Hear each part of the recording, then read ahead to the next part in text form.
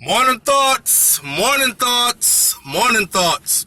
Welcome to SoFlo TV again, everybody. It's your host with the most. So, I just read one of the greatest posts on social media in a long time. It says, "The universe is not in a hurry. You are. That's why you're tired, anxious, and stressed.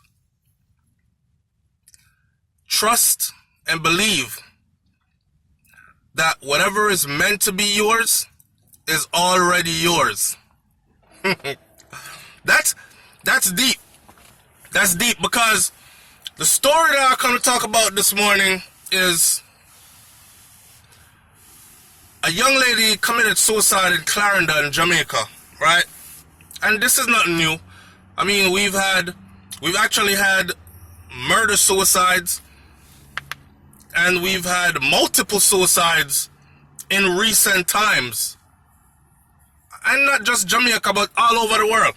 But I speak of Jamaica for a specific reason, or the Caribbean diaspora for a specific reason, or the black community globally for a specific reason. And I keep on doing these videos where I talk about how we definitely need to change the way how we approach mental health. So for those of you who want to see, because remember, I created a chat room, and the chat room was invented for the things that we talk about on social media, the things that we talk about on YouTube. YouTube has rules and regulations. They're called community rules. And if us who are partnered with YouTube break those community rules, we can lose. I don't know if y'all remember last year, I got banned from going live for about 6 months. And it was because of a video I posted that had a mass grave going on. So they were calling these guys up, shooting them in the head and kicking them into the mass grave. And I wanted to show how black people are loving each other around the world, right? That we are our worst enemy. That was the intent of that video. And I ended up getting chastised for it by YouTube. So the video is out. It's on social media, circulating everywhere. Somebody sent it to me. One of my subscribers sent it to me, and I actually put the video up in the chat room this morning. So for those of you who are in my chat room, my WhatsApp chat room, you get to see it. Now, this young lady, 29 years old, I think she has 2 kids, mother of 2, hung herself. And the way that she did it, it was like right in the entranceway of the house. But she was hanging from the roof. So she had to climb up on this house, right? Tie something around her neck. Make sure it's tied to something where when she jump, it's not going to break. And to have such a final plan and execute it, to go through with it, you got to think what kind of a mind frame she was in. But the more serious part to me was watching that video, and the person that obviously did the filming and put it out on social media, that person was cursing her. You's a wicked, dirty coolie girl. You's a wicked, beer wicked, and this and all kind of things she's cursing her about. And I'm saying to myself, the cycle continues. The cycle continues because oh man, how should I say this now? I don't want people to say I'm beating up on Jamaica, because I'm not just Jamaica. I've noticed this in the Caribbean diaspora particularly. We're some tough people. We're some resilient people. We grow rough. Enough how we grow rough. You know what I say? Me grow rough. Me know that for sure. And a lot of us grow rough. And we really think that the box up, kick down, cuff cuff, quaff, fing shoes and lick him in him forehead. Use the pot spoon and bend it over him head. Bang! Move from around there, sir. Hey boy, if me catch him, I broke you up, or if me lick you today, your mother stay foreign and feel it, you know. And them kind of something. The day me corner you upstairs in our room there, you see. These are things that I went through that I'm actually repeating. And I know that many others did. So I'm saying we grow rough. So when somebody actually decides to take their own life, we tend to look at it like a week, man. In week out. In week out. In strong people do them thing there. Which is it's the farthest thing from the truth. Strong people do them thing there week out. You know, see it. The devil take our mind, man. She make the devil take our mind. These kind of things are said. What else I'm saying? You never trust in God enough. You should have pray harder. I'm gonna tell you something about that pray harder stuff.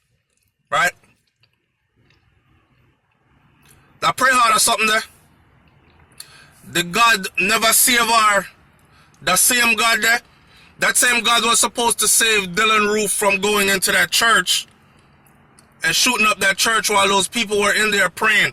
It happened in the U.S. Like a white boy decided that he's going to do something for the white race. And he took a gun, went into a black church where a bunch of black people were in there holding a prayer meeting. They could have been anywhere else in the world. The woman them could have there them yard and get a good back shot or a ride on top of them man or something, or them man skin them out and ride them. They could have been at home drinking, smoking, partying. They chose to be in a church. They chose to be in a church praying and praising. Where was the God that was supposed to stop that boy from going into the church and kill them? It's the same God that was supposed to stop this girl from committing suicide. So when y'all telling people about you ain't praying hard enough, oh, they even go on to say y'all pray to the wrong God, man. Or you're not pray right. Like, my thing is us and the way we treat mental illness. Listen to me. When somebody has gotten to a point where they've decided that it is better to be dead than alive, it's gone from just being weak. Chemical imbalances in the brain. Sickness. Real sickness this. Medical intervention is needed at this point. No matter you pray, and you not pray hard enough, and all that isn't going to stop it from happening after this. Once they start contemplating suicide and starting to take steps to make it happen, and you can look out for the steps. I like doing these videos. I educate, but people say me talk about bad things. If they listen long enough, they will know that I teach as well. So, hear what? When your family members start giving away their personal things that they're close to. Say, for instance, you have a family member that will give away all their music, and you know they're into music. Right? And y'all say, but he might give away him whole music collection. No, man. Like, music is his life. And him just get up and give away him whole music collection. Or if you go in it and say, what I'm charging you, want me can take one of them here, me can borrow one of them CD here, and him say, boy, I can just go on with the whole of them, you know. It should strike you like that.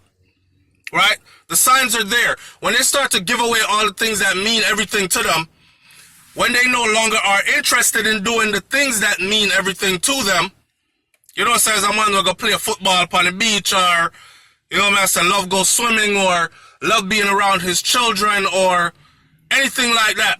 And suddenly, he can't stand the sight of his children. He's withdrawn.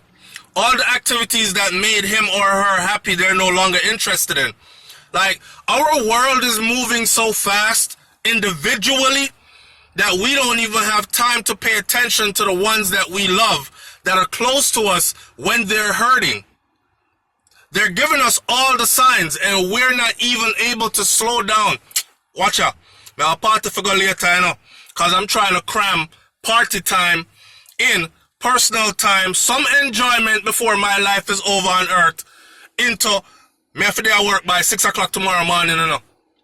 So I don't have time to look at you and be like, but brother, you never stay so yesterday or the day before. Talk to me now. You know, just a 5 minute. You alright? You don't look alright to me. Come we go over here so go reason. Come talk to me. Warm. You look totally different. Your face look different. Your moves them different. I walk one. Let me tell you the signs them when me see. I'm worried about you. I love you, you know. I care for you, you know. I'm worried about you. Nowadays we can't even look on with brethren them or with brother or with uncle or with man to man. I say, you see when I say man to man, somebody I say, bun man to man, fire for that. Like, we're so gone. We can't even look at our people and say, I love you, you know. I care for you. I'm worried. What's going on? Come talk to me. You know what? Me not go party tonight, but me not bother go. Come sit down and talk to me. Make we talk tonight. That's what's needed. It ain't. And then everybody is so quick to show up at funerals, dressed nicely, taking many nice pictures, big expensive wreath and coffin, and then some of them who could have actually helped you in real life, they will be the loudest ones crying at the funeral. Why, Lord God Almighty? That's the person who was sitting on like $500,000 and you ask them for your grand. For straighten out your life. Not a thing. We don't have it right now, you know. And they have it in surplus. You know, when you have money so till you can give it to you and you don't even miss it. And they would rather spend it on, yeah, let me go over there so go spend, I'm talking US now, let me go over there so go spend $200, carry out my girl, go eat dinner. That $200 there, your brethren asks you for 50. Because of 50 there, have him, I go take him up off of his face. But I mean, I have it right now, you know, brother. Like, we don't even care about each other no more. Those are the things that make people get to that edge. You understand? And when they get to that edge, and they actually do the act, you cursing a dead body don't mean nothing. It don't mean nothing to them because them dead.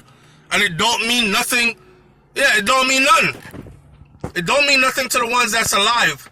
Like I heard her cursing the lady, the girl who killed herself, the young lady, the woman who killed herself in a Clarendon.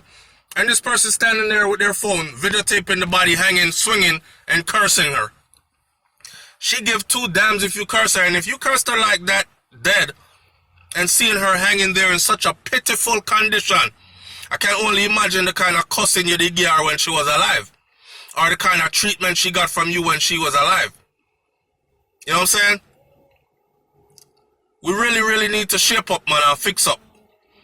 So here I'm going to leave this video right here. I'm not going to let it go any much further, because we're going to talk about this in the comment section, where I try to meet people.